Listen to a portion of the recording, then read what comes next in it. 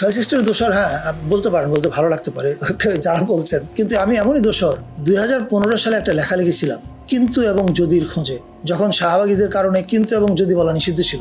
ওই লেখা লেখার কিছুদিনের মধ্যেই, 4-5 দিনের মধ্যেই তৎকালীন সরকারের ক্রিমিনাল ইনভেস্টিগেশন সেল সিআইসি আমার শুধু যে সব ট্যাক্স ফাইল তলব করছে তা না, আমাকে এবং তিশাকে হাজির হয়েছে তদন্ত করার জন্য। এখন বলতে পারেন আমি এটা কেন এতদিন বলিনি, বিকজ আমার প্রয়োজন নাই সিম্প্যাথি নেওয়ার। আপনি আজকে ফ্যাসিস্টের দোষর কিনা বলাতে বললাম, so this is what I had to face in 2015।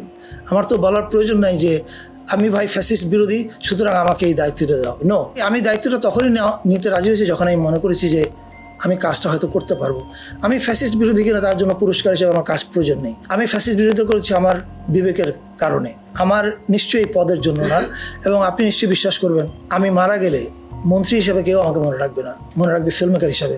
আলহামদুলিল্লাহ, I have an identity and I am happy with that.